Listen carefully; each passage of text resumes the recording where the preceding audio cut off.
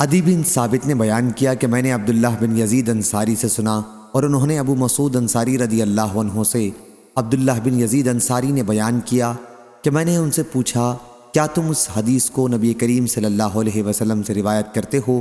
انہوں نے کہا کہ ہاں، نبی کریم صلی اللہ علیہ وسلم سے کہ آپ نے فرمایا کہ جب مسلمان اپنے گھر میں اپنے جورو بال بچوں پر اللہ کا حکم ادا کرنے کی نیت سے خرچ کرے تو اس میں بھی اس کو صدقے کا ثواب ملتا ہے۔ صحیح بخاری حدیث نمبر 5351۔ امام مالک نے بیان کیا، ان سے ابو زناد نے، ان سے اعرج نے اور ان سے حضرت ابو ہریرہ رضی اللہ عنہ نے بیان کیا کہ رسول اللہ صلی اللہ علیہ وسلم نے فرمایا، اللہ تعالیٰ فرماتا ہے کہ اے ابن آدم تو خرچ کر تو میں تجھ کو دیے جاؤں گا۔ صحیح بخاری حدیث نمبر 5352۔ حضرت ابو ہریرہ رضی اللہ عنہ نے بیان کیا کہ نبی کریم صلی اللہ علیہ وسلم نے فرمایا، بیواؤں اور مسکینوں کے کام آنے والا اللہ کے راستے میں جہاد کرنے والے کے برابر ہے، یا رات بھر عبادت اور دن کو روزے رکھنے والے کے برابر ہے۔ صحیح بخاری حدیث نمبر 5353۔ سفیان ثوری نے خبر دی، انہیں سعد بن ابراہیم نے، ان سے عامر بن سعد رضی اللہ عنہ نے، انہوں نے سعد رضی اللہ عنہ سے کہ نبی کریم صلی اللہ علیہ وسلم میری عیادت کے لیے تشریف لائے۔ میں اس وقت مکہ مکرمہ میں بیمار تھا۔ میں نے حضرت صلی اللہ علیہ وسلم سے کہا کہ میرے پاس مال ہے، کیا میں اپنے تمام مال کی وصیت کر دوں؟ آپ صلی اللہ علیہ وسلم نے فرمایا کہ نہیں۔ میں نے کہا پھر آدھے کی کر دوں؟ حضرت صلی اللہ علیہ وسلم نے فرمایا کہ نہیں۔ میں نے کہا پھر تہائی کی کر دوں؟ فرمایا تہائی کی کر دو، اور تہائی بھی بہت ہے۔ اگر تم اپنے وارثوں کو مالدار چھوڑ کر جاؤ تو یہ اس سے بہتر ہے کہ تم انہیں محتاج و تنگ دست چھوڑو کہ لوگوں کے سامنے وہ ہاتھ پھیلاتے پھریں، اور تم جب بھی خرچ کرو گے تو وہ تمہاری طرف سے صدقہ ہوگا، یہاں تک کہ اس لقمے پر بھی ثواب ملے گا جو تم اپنی بیوی کے منہ میں رکھنے کے لیے اٹھاؤ گے، اور امید ہے کہ ابھی اللہ تمہیں زندہ رکھے گا، تم سے بہت سے لوگوں کو نفع پہنچے گا اور بہت سے دوسرے کفار نقصان اٹھائیں گے۔ صحیح بخاری حدیث نمبر 5354۔ حضرت ابو ہریرہ رضی اللہ عنہ نے بیان کیا کہ نبی کریم صلی اللہ علیہ وسلم نے فرمایا، سب سے بہترین صدقہ وہ ہے جسے دے کر دینے والا مالدار ہی رہے، اور ہر حال میں اوپر کا ہاتھ دینے والے کا نیچے لینے والے کے ہاتھ سے بہتر ہے، اور خرچ کی ابتدا ان سے کرو جو تمہاری نگہبانی میں ہیں۔ عورت کو اس مطالبے کا حق ہے کہ مجھے کھانا دے ورنہ طلاق دے، غلام کو اس مطالبے کا حق ہے کہ مجھے کھانا دو اور مجھ سے کام لو، بیٹا کہہ سکتا ہے کہ مجھے کھانا کھلاؤ یا کسی اور پر چھوڑ دو۔ لوگوں نے کہا اے ابو ہریرہ رضی اللہ عنہ، کیا یہ آخری ٹکڑا بھی کہ جو روح کہتی ہے آخر تک آپ نے رسول اللہ صلی اللہ علیہ وسلم سے سنا ہے؟ انہوں نے کہا کہ نہیں، بلکہ یہ ابو ہریرہ رضی اللہ عنہ کی خود اپنی سمجھ سے ہے۔ صحیح بخاری حدیث نمبر 5355۔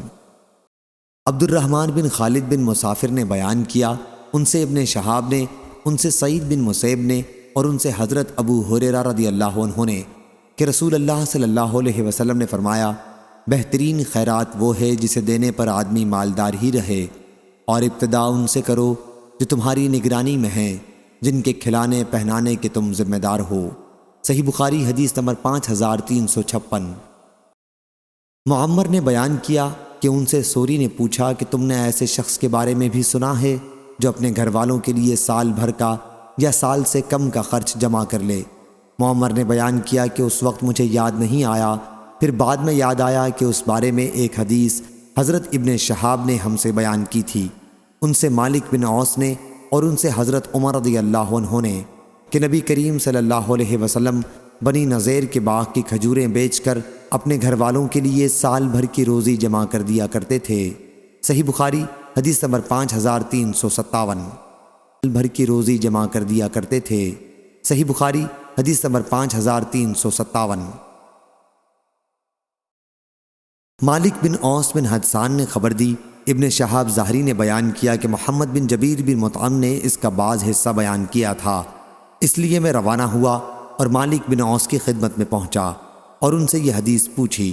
مالک نے مجھ سے بیان کیا کہ میں عمر رضی اللہ عنہ کی خدمت میں حاضر ہوا تو ان کے دربان یرفع ان کے پاس آئے اور کہا، عثمان بن عفان، عبد الرحمن زید اور سعد رضی اللہ عنہم آپ سے ملنے کی اجازت چاہتے ہیں، کیا آپ انہیں آنے کی اجازت دیں گے؟ عمر رضی اللہ عنہ نے کہا کہ اندر بلا لو، چنانچہ انہیں اس کی اجازت دے دی گئی۔ راوی نے کہا کہ پھر یہ سب اندر تشریف لائے اور سلام کر کے بیٹھ گئے۔ جرفا نے تھوڑی دیر بعد پھر عمر رضی اللہ عنہ سے آ کر کہا کہ علی اور عباس رضی اللہ عنہم بھی ملنا چاہتے ہیں، کیا آپ کی طرف سے اجازت ہے؟ عمر رضی اللہ عنہ نے انہیں بھی اندر بلانے کے لیے کہا۔ اندر آ کر ان حضرات نے بھی سلام کیا اور بیٹھ گئے۔ اس کے بعد عباس رضی اللہ عنہ نے کہا، امیر المومنین، میرے اور ان علی رضی اللہ عنہ کے درمیان فیصلہ کر دیجئے۔ دوسرے صحابہ عثمان اور ان کے ساتھیوں نے بھی کہا کہ امیر المومنین ان کا فیصلہ فرما دیجئے اور انہیں اس الجھن سے نجات دیجئے۔ عمر رضی اللہ عنہ نے کہا، جلدی نہ کرو، میں اللہ کی قسم دے کر تم سے پوچھتا ہوں جس کے حکم سے آسمان و زمین قائم ہیں، کیا تمہیں معلوم ہے کہ رسول اللہ صلی اللہ علیہ وسلم نے یہ فرمایا ہے، ہمارا کوئی وارث نہیں ہوتا، جو کچھ ہم انبیاء وفات کے وقت چھوڑتے ہیں وہ صدقہ ہوتا ہے۔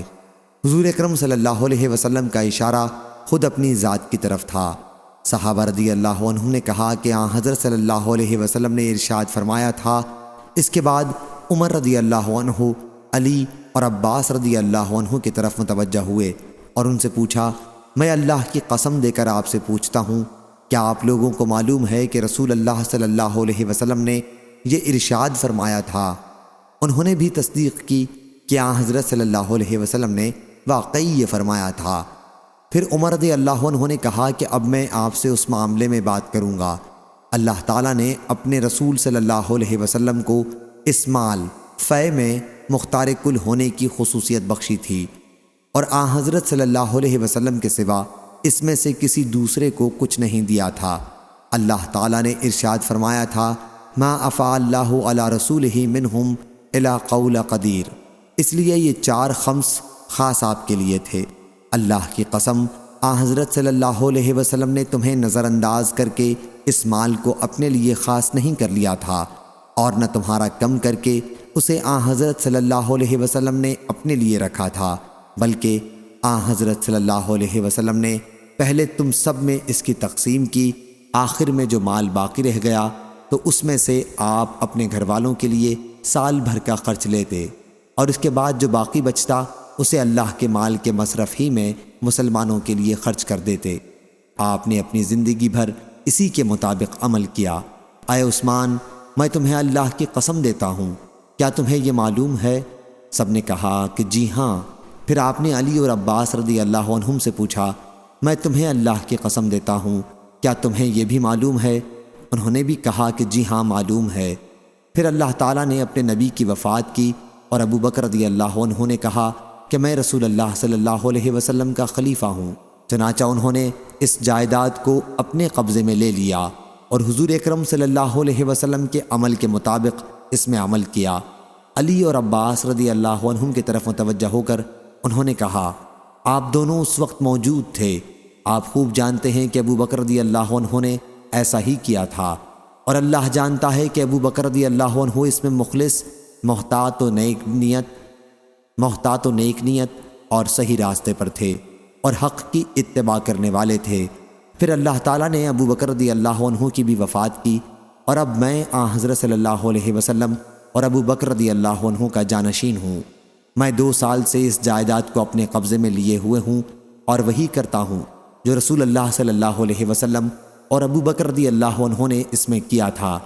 اب آپ حضرات میرے پاس آئے ہیں، آپ کی بات ایک ہی ہے اور آپ کا معاملہ بھی ایک ہے۔ آپ عباس رضی اللہ عنہ آئے اور مجھ سے اپنے بھتیجے آن حضور صلی اللہ علیہ وسلم کی وراثت کا مطالبہ کیا، اور آپ علی رضی اللہ عنہ آئے اور انہوں نے اپنی بیوی کی طرف سے ان کے والد کے ترکے کا مطالبہ کیا۔ میں نے آپ دونوں سے کہا کہ اگر آپ چاہیں تو میں آپ کو یہ جائیداد دے سکتا ہوں، لیکن اس شرط کے ساتھ کہ آپ پر اللہ کا عہد واجب ہوگا، وہ یہ کہ آپ دونوں بھی اس جائیداد میں وہی طرز عمل رکھیں گے جو رسول اللہ صلی اللہ علیہ وسلم نے رکھا تھا، جس کے مطابق ابو بکر رضی اللہ عنہ نے عمل کیا، اور جب سے میں اس کا والی ہوا ہوں میں نے جو اس کے ساتھ معاملہ رکھا، اور اگر یہ شرط منظور نہ ہو تو پھر آپ مجھ سے اس بارے میں گفتگو چھوڑ دیں۔ آپ لوگوں نے کہا کہ اس شرط کے مطابق وہ جائیداد ہمارے حوالے کر دو، اور میں نے اسے اس شرط کے ساتھ تم لوگوں کے حوالے کر دیا۔ کیوں عثمان اور ان کے ساتھیوں، میں آپ کو اللہ کی قسم دیتا ہوں، میں نے اس شرط ہی پر وہ جائیداد علی اور عباس رضی اللہ عنہ کے قبضے میں دی ہے نا؟ انہوں نے کہا کہ جی ہاں۔ راوی نے بیان کیا کہ پھر آپ علی اور عباس رضی اللہ عنہ کی طرف متوجہ ہوئے اور کہا میں آپ حضرات کو اللہ کی قسم دیتا ہوں، کیا میں نے آپ دونوں کے حوالے وہ اس شرط کے ساتھ کی تھی؟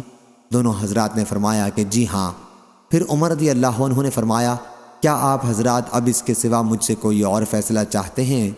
اس ذات کی قسم ہے جس کے حکم سے آسمان و زمین قائم ہیں، اس کے سوا میں کوئی اور فیصلہ قیامت تک نہیں کر سکتا۔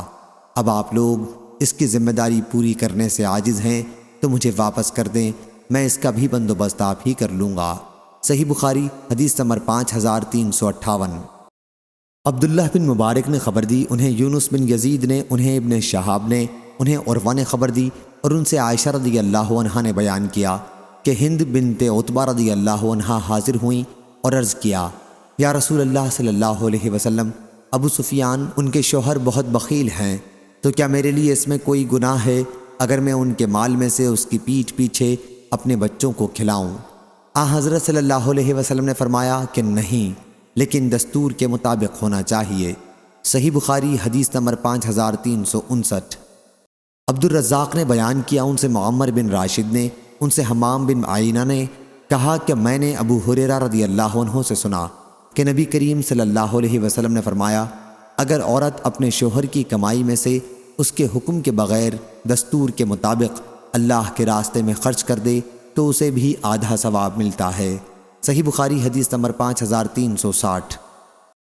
علی رضی اللہ عنہ نے بیان کیا کہ فاطمہ رضی اللہ عنہا نبی کریم صلی اللہ علیہ وسلم کی خدمت میں یہ شکایت کرنے کے لیے حاضر ہوئیں کہ چکی پیسنے کی وجہ سے ان کے ہاتھوں میں کتنی تکلیف ہے۔ انہیں معلوم ہوا تھا کہ حضرت صلی اللہ علیہ وسلم کے پاس کچھ غلام آئے ہیں، لیکن حضرت صلی اللہ علیہ وسلم سے ان کی ملاقات نہ ہو سکی، اس لیے عائشہ رضی اللہ عنہا سے اس کا ذکر کیا۔ جب آپ صلی اللہ علیہ وسلم تشریف لائے تو عائشہ رضی اللہ عنہا نے آپ سے اس کا تذکرہ کیا۔ علی رضی اللہ عنہ نے بیان کیا کہ پھر حضور صلی اللہ علیہ وسلم ہمارے یہاں تشریف لائے رات کے وقت، ہم اس وقت اپنے بستروں پر لیٹ چکے تھے، ہم نے اٹھنا چاہا تو آپ نے فرمایا کہ تم دونوں جس طرح تھے اسی طرح رہو۔ پھر حضور صلی اللہ علیہ وسلم میرے اور فاطمہ رضی اللہ عنہا کے درمیان بیٹھ گئے، میں نے آپ کے قدموں کی ٹھنڈک اپنے پیٹ پر محسوس کی۔ پھر آپ نے فرمایا تم دونوں نے جو چیز مجھ سے مانگی ہے کیا میں تمہیں اس سے بہتر ایک بات نہ بتا دوں؟ جب تم رات کے وقت اپنے بستر پر لیٹ جاؤ تو 33 مرتبہ سبحان اللہ، 33 مرتبہ الحمدللہ اور 34 مرتبہ اللہ اکبر پڑھ لیا کرو، یہ تمہارے لیے لونڈی غلام سے بہتر ہے۔ صحیح بخاری حدیث نمبر 5361۔ عبیداللہ بن ابی یزید نے بیان کیا، انہوں نے مجاہد سے سنا، انہوں نے عبد الرحمن بن ابی لیلہ سے سنا، ان سے حضرت علی بن ابی طالب رضی اللہ عنہ بیان کرتے تھے کہ فاطمہ رضی اللہ عنہا رسول اللہ صلی اللہ علیہ وسلم کی خدمت میں حاضر ہوئی تھیں اور آپ صلی اللہ علیہ وسلم سے ایک خادم مانگا تھا۔ پھر آپ صلی اللہ علیہ وسلم نے فرمایا کہ کیا میں تمہیں ایک ایسی چیز نہ بتا دوں جو تمہارے لیے اس سے بہتر ہو؟ سوتے وقت 33 مرتبہ سبحان اللہ، 33 مرتبہ الحمدللہ اور 34 مرتبہ اللہ اکبر پڑھ لیا کرو۔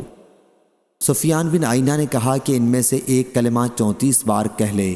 حضرت علی رضی اللہ عنہ نے کہا کہ پھر میں نے ان کلموں کو کبھی نہیں چھوڑا۔ ان سے پوچھا گیا جنگ صفین کی راتوں میں بھی نہیں؟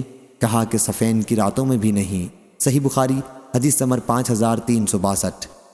شعبہ نے بیان کیا، ان سے حکم بن عتبہ نے، ان سے ابراہیم نے، ان سے اسود بن یزید نے کہ میں نے حضرت عائشہ رضی اللہ عنہا سے پوچھا کہ گھر میں نبی کریم صلی اللہ علیہ وسلم کیا کیا کرتے تھے؟ ام المومنین رضی اللہ عنہا نے بیان کیا کہ حضور اکرم صلی اللہ علیہ وسلم گھر کے کام کیا کرتے تھے، پھر آپ جب اذان کی آواز سنتے تو باہر چلے جاتے تھے۔ صحیح بخاری حدیث نمبر 5363۔ یحییٰ نے بیان کیا، ان سے ہشام نے کہا کہ مجھے میرے والد عروہ نے خبر دی اور انہیں عائشہ رضی اللہ عنہا نے کہ ہند بنت عتبہ رضی اللہ عنہا نے عرض کیا یا رسول اللہ صلی اللہ علیہ وسلم، ابو سفیان رضی اللہ عنہ ان کے شوہر بخیل ہیں، اور مجھے اتنا نہیں دیتے جو میرے اور میرے بچوں کے لیے کافی ہو سکے۔ ہاں اگر میں ان کی لا علمی میں ان کے مال میں سے لے لوں تو کام چلتا ہے۔ حضرت صلی اللہ علیہ وسلم نے فرمایا کہ تم دستور کے موافق اتنا لے سکتی ہو جو تمہارے اور تمہارے بچوں کے لیے کافی ہو سکے۔ صحیح بخاری حدیث نمبر 5364۔ ابو زناد نے بیان کیا ان سے اعرج نے اور ان سے ابو ہریرہ رضی اللہ عنہ نے کہ رسول اللہ صلی اللہ علیہ وسلم نے فرمایا اونٹ پر سوار ہونے والی عورتوں میں یعنی عرب کی عورتوں میں بہترین عورتیں قریشی عورتیں ہیں۔ دوسرے راوی ابن طاؤس نے بیان کیا کہ قریش کی صالح نیک عورتیں صرف لفظ قریشی عورتوں کے بجائے بچے پر بچپن میں سب سے زیادہ مہربان اور اپنے شوہر کے مال کی سب سے زیادہ حفاظت کرنے والیاں ہوتی ہیں۔ معاویہ اور ابن عباس رضی اللہ عنہم نے بھی نبی کریم صلی اللہ علیہ وسلم سے ایسی ہی روایت کی ہے۔ صحیح بخاری حدیث نمبر 5365۔ علی رضی اللہ عنہ نے بیان کیا کہ نبی کریم صلی اللہ علیہ وسلم نے مجھے کپڑے کا جوڑا ہدیے میں دیا تو میں نے اسے خود پہن لیا۔ پھر میں نے حضور اکرم صلی اللہ علیہ وسلم کے چہرہ مبارک پر خفگی دیکھی تو میں نے اسے پھاڑ کر اپنی عورتوں میں تقسیم کر دیا۔ صحیح بخاری حدیث نمبر 5366۔ مسدد بن مسرحد نے بیان کیا کہا ہم سے حماد بن زید نے ان سے عمروں نے اور ان سے جابر بن عبداللہ رضی اللہ عنہ نے کہ میرے والد شہید ہو گئے اور انہوں نے 7 لڑکیاں چھوڑیں، یا راوی نے کہا کہ 9 لڑکیاں۔ چنانچہ میں نے ایک پہلے کی شادی شدہ عورت سے نکاح کیا۔ رسول اللہ صلی اللہ علیہ وسلم نے مجھ سے دریافت فرمایا جابر تم نے شادی کی ہے؟ میں نے کہا جی ہاں۔ فرمایا کنواری سے یا بیاہی سے؟ میں نے عرض کیا کہ بیاہی سے۔ فرمایا تم نے کسی کنواری لڑکی سے شادی کیوں نہ کی؟ تم اس کے ساتھ کھیلتے اور وہ تمہارے ساتھ کھیلتی، تم اس کے ساتھ ہنسی مذاق کرتے اور وہ تمہارے ساتھ ہنسی کرتی۔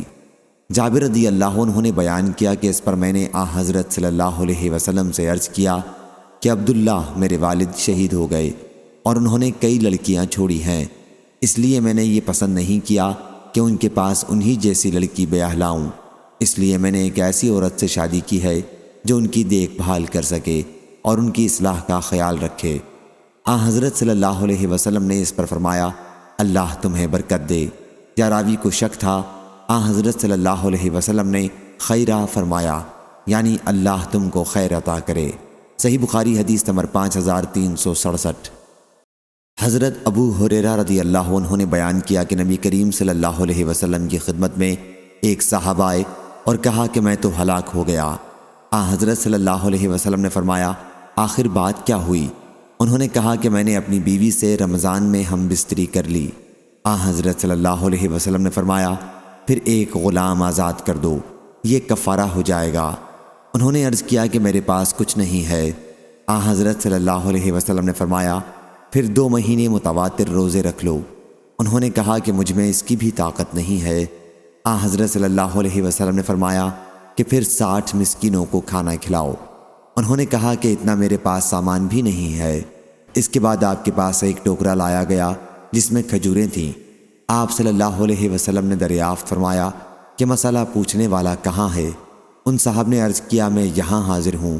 آپ صلی اللہ علیہ وسلم نے فرمایا لو اسے اپنی طرف سے صدقہ کر دینا۔ انہوں نے کہا اپنے سے زیادہ ضرورت مند پر؟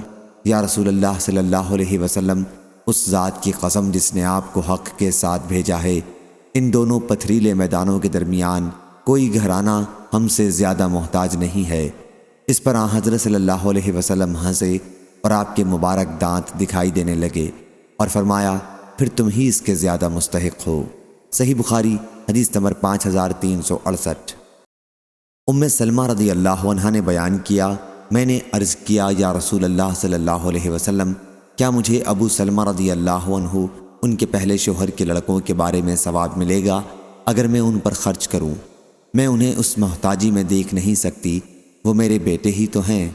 حضرت صلی اللہ علیہ وسلم نے فرمایا کہ ہاں تمہیں ہر اس چیز کا ثواب ملے گا جو تم ان پر خرچ کرو گی۔ صحیح بخاری حدیث نمبر 5369۔ عائشہ رضی اللہ عنہا نے بیان کیا کہ ہند رضی اللہ عنہا نے عرض کیا یا رسول اللہ صلی اللہ علیہ وسلم ابو سفیان رضی اللہ عنہ بخیل ہیں، اگر میں ان کے مال میں سے اتنا ان سے پوچھے بغیر لے لیا کروں جو میرے اور میرے بچوں کو کافی ہو تو کیا اس میں کوئی گناہ ہے؟ حضرت صلی اللہ علیہ وسلم نے فرمایا کہ دستور کے مطابق لے لیا کرو۔ صحیح بخاری حدیث نمبر 5370۔ ابو ہریرہ رضی اللہ عنہ نے بیان کیا کہ رسول اللہ صلی اللہ علیہ وسلم کے پاس جب کسی ایسے شخص کا جنازہ لایا جاتا جس پر قرض ہوتا تو آپ دریافت فرماتے کہ مرنے والے نے قرض کی ادائیگی کے لیے ترکہ چھوڑا ہے یا نہیں۔ اگر کہا جاتا کہ اتنا چھوڑا ہے جس سے ان کا قرض ادا ہو سکتا ہے تو آپ ان کی نماز پڑھتے، ورنہ مسلمانوں سے کہتے کہ اپنے ساتھی پر تم ہی نماز پڑھ لو۔ پھر جب اللہ تعالیٰ نے حضور صلی اللہ علیہ وسلم پر فتوحات کے دروازے کھول دیے تو فرمایا کہ میں مسلمانوں سے ان کی خود اپنی ذات سے بھی زیادہ قریب ہوں، اس لیے ان کے مسلمانوں میں سے جو کوئی وفات پائے اور قرض چھوڑے تو اس کی ادائیگی کی ذمہ داری میری ہے، اور جو کوئی مال چھوڑے وہ اس کے ورثاء کا ہے۔ صحیح بخاری حدیث نمبر 5371۔ ابو سلمہ کی صاحبزادی زینب نے خبر دی کہ نبی کریم صلی اللہ علیہ وسلم کی زوجہ مطہرہ حبیبہ رضی اللہ عنہا نے بیان کیا کہ میں نے عرض کیا یا رسول اللہ صلی اللہ علیہ وسلم، میری بہن عزہ بنت ابی سفیان سے نکاح کر لیجئے۔ آپ نے فرمایا اور تم اسے پسند بھی کرو گی کہ تمہاری بہن تمہاری سوکن بن جائے؟ میں نے عرض کیا جی ہاں، اس سے خالی تو میں اب بھی نہیں ہوں، اور میں پسند کرتی ہوں کہ اپنی بہن کو بھی بھلائی میں اپنے ساتھ شریک کر لوں۔ آپ نے اس پر فرمایا کہ یہ میرے لیے جائز نہیں ہے، دو بہنوں کو ایک ساتھ نکاح میں جمع کرنا۔ میں نے عرض کیا یا رسول اللہ صلی اللہ علیہ وسلم، واللہ اس طرح کی باتیں ہو رہی ہیں کہ آپ درہ بنت ابی سلمہ سے نکاح کا ارادہ رکھتے ہیں۔ حضرت صلی اللہ علیہ وسلم نے دریافت فرمایا سلمہ کی بیٹی؟ جب میں نے عرض کیا جی ہاں تو آپ نے فرمایا اگر وہ میری پرورش میں نہ ہوتی جب بھی وہ میرے لیے حلال نہیں تھی، وہ تو میرے رضائی بھائی کی لڑکی ہے، مجھے اور ابو سلمہ کو صوبیہ نے دودھ پلایا تھا، پس تم میرے لیے اپنی لڑکیوں اور بہنوں کو نہ پیش کیا کرو۔ اور شعیب نے بیان کیا ان سے زہری نے اور ان سے عروہ نے کہا کہ صوبیہ کو ابو لہب نے آزاد کیا تھا۔ صحیح بخاری حدیث نمبر 5372۔